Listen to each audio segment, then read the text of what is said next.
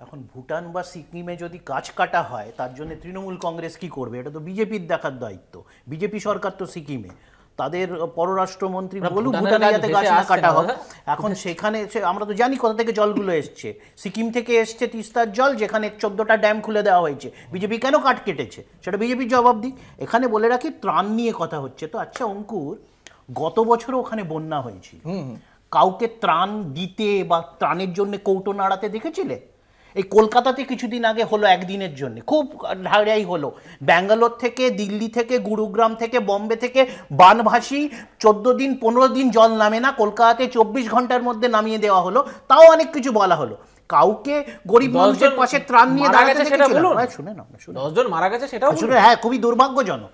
তো এবার বিষয়টা কি হচ্ছে? বিষয়টা হচ্ছে যে কিছু জাস্ট 2021-এর নির্বাচনের ঠিক পর, বোধহয় বছর খানেকের পর, ওই এলাকায় একটা হড়পা বান এসেছিল, তোমার মনে আছে?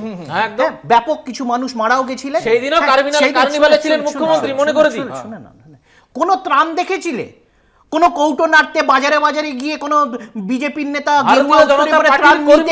করতে দেখেছিল? একমাত্র মুখ্যমন্ত্রী সেই ছিল কার্নিভালে। এখন বিষয়টা হচ্ছে কার্নিভালটাও মুখ্যমন্ত্রীর, ত্রাণটাও মুখ্যমন্ত্রী, আর যে 24 ঘন্টা যে নবান্নতে যে ইয়ে চলছিল, হটলাইন চলছিল এবং যে বিশেষ দপ্তর খোলা হয়েছিল সেটাও মুখ্যমন্ত্রীর নির্দেশে হচ্ছিল। কিন্তু মণিপুর যখন জ্বলছিল 22 মাস ধরে প্রধানমন্ত্রী যাননি, তখন কি মেলা খেলা বন্ধ করে দিয়েছিলেন, রাম মন্দির বন্ধ করে দিয়েছিলেন, কমনওয়েলথ যে কি G20 মিটিংয়ে নাচা বন্ধ করে দিয়েছিলেন।